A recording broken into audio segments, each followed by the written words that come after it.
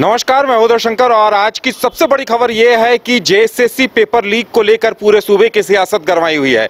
ये मामला जितना छोटा और आसान दिखाई दे रहा है, असल में इसकी जड़ें बहुत गहरे गई हुई हैं और अब ईडी इस मामले में मनी लॉन्ड्रिंग की जांच कर रही है और उन लोगों को तलाशा जा रहा है जो 25-25 लाख में पेपर बिकने की बातें कर रहे थे, दावा कर रहे थे। और हालात इस कदर थे कि सदन में भी लगातार इस पर सवाल उठ रहे थे कि इतनी आसानी से जेएसएससी के पेपर लीक हुए थे। लग रहा था कि चाय वाला पान वाला भी इसके पेपर लेकर बैठा हुआ था और कहीं भी हर चौक चौराहे पे कहा जा रहा था कि 25 लाख दीजिए और पेपर ले लीजिए। यानी ये आलम है। अब ईडी जांच कर रही है, वहीं बीजेपी इस पर आंदोलन का ऐलान कर चुकी है। बाबूलाल मरांडी सीबीआई जांच की मांग कर रहे हैं। सत्ता पक्ष के विधायक भी कह रहे हैं कि पूरे मामले की जांच होनी चाहिए और एजेंसी के जरिए पेपर कैसे लीक हुए हैं इस मामले की भी जांच होनी चाहिए। हमारे साथ करिश्मा है। करिश्मा, इस पर सियासत तो बहुत गर्मा गई है, अब बीजेपी क्या कुछ करने जा रही है? जी देखिए, एक तो 8 सालों के बाद सीजीएल की परीक्षा राज्य में आयोजित हुई थी और ऐसे में तमाम जो अभ्यर्थी है उनको काफी उम्मीद थी कि शायद उनका जो सपना है वो इस परीक्षा के माध्यम से पूरा हो जाएगा।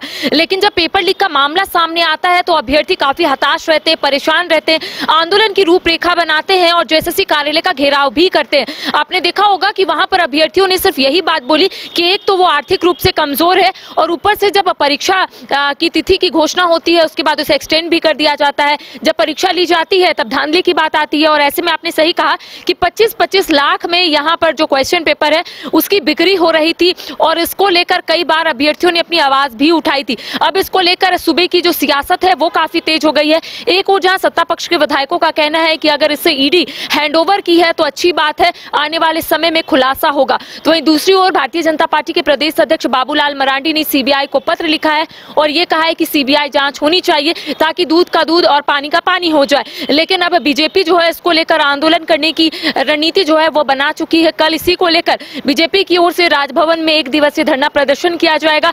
सीजीएल की परीक्षा कैसे लीक हुई इसको लेकर कहीं ना कहीं बीजेपी के तमाम जो नेता है वो अपनी बातों को रखते हुए नजर आएंगे, क्योंकि सदन में आपने देखा होगा कि किस तरीके से बीजेपी के तमाम जो विधायक है वो अपनी बात रखते हुए नजर आ रहे थे। उनका कहना था कि सरकार अब तक एक भी परीक्षा नहीं ले पाई है और जब परीक्षा लेती है तब उसमें धांधली का बात सामने आता है, उसमें भ्रष्टाचार रहता है।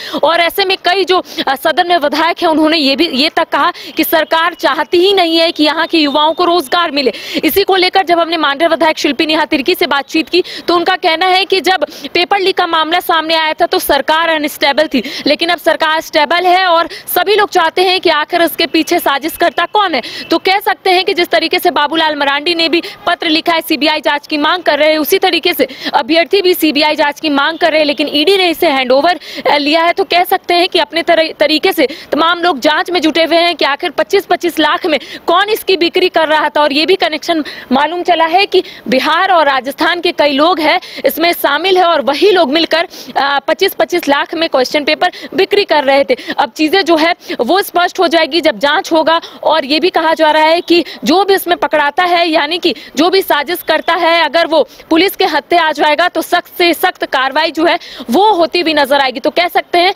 कि अभ्यर्थियों को एक उम्मीद की किरणें दिखी है उदय, और कहीं ना कहीं अभ्यर्थी जो है इस दिन का इंतजार कर रहे थे कि कब इसको अच्छे से यहाँ पर जांच होगी और साजिशकर्ता जो है लोगों के सामने आएंगे। बिल्कुल करिश्मा, इससे पहले जब भी परीक्षाएं होती थी तो वो आयोग लिया करता था। अब ये जो एजेंसी सिस्टम आया है, देखिए विपक्ष भी कह रहा है, अभ्यर्थी भी कह रहे हैं कि एक बड़ा रैकेट काम कर रहा है। और जो राजस्थान और बिहार के लोगों की बात की जा रही है, आरोप तो देखिए विपक्ष के विधायक बाबूलाल मरांडी खुलेआम ये आरोप लगा रहे हैं कि जिन एजेंसियों को ये कॉन्ट्रैक्ट दिया जा रहा है उनसे बड़ी रकम ले ली जा रही है, उनका निशाना सीधे सीधे सरकार पर लगाया जा रहा है। ऐसे में मामला तो काफी गंभीर है। जी देखिए, आपने सही कहा कि पहले जब परीक्षा ली जाती थी तो आयोग की ओर से, लेकिन अब अभ्यर्थी भी इसमें आरोप लगा रहे हैं। उनका कहना है कि जो एजेंसी ब्लैकलिस्ट की गई है बिहार या फिर अन्य प्रदेश में, उसे यहाँ पर काम दिया जा रहा है। तो ऐसे में अभ्यर्थियों ने कहा है कि इस तरीके की धांधली की बात तो सामने आएगी, लेकिन कई बार आयोग का इन लोगों ने घेराव भी किया था, लेकिन अध्यक्ष की ओर से अभी तक कोई भी ऐसे बयान जो है वो सामने नहीं आए हैं और इसी को लेकर अभ्यर्थी जो है काफी आक्रोशित है।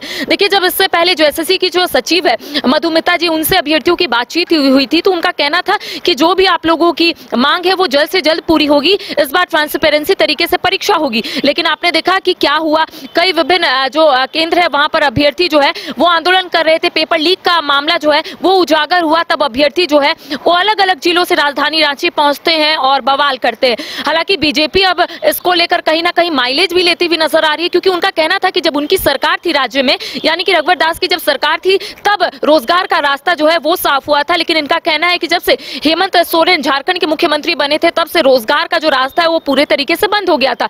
तो कहीं ना कहीं वादा खिलाफी का भी आरोप जो है बीजेपी लगाती हुई नजर आ रही है। और उनका कहना है कि अब जो नए मुख्यमंत्री बने चंपई सोरेन, उन्हें अच्छे तरीके से काम करना चाहिए ताकि रोजगार का रास्ता साफ हो, और जो वादा करके राज्य की सत्ता में ये लोग आए थे वो कहीं ना कहीं वादा पूरा होगा, तभी राज्य की जनता, राज्य के युवा इन पर भरोसा दिखा पाएंगे। लेकिन देखिए, इनका स्पष्ट रूप से ये भी कहना है कि नई सरकार बनी है, लेकिन जनता को उस तरीके से विश्वास जो है ये सरकार पर नहीं हो सकता है, क्योंकि भ्रष्टाचार के आरोप में जो मुख्यमंत्री है यानी कि पूर्व मुख्यमंत्री हेमंत सोरेन जेल गए हुए हैं। तो कह सकते हैं पूरे तरीके से बीजेपी भी सीजीएल की परीक्षा जिस तरीके से लीक हुआ है, इसको लेकर अब कहीं ना कहीं अपनी बातों को रखती हुई नजर आ रही है।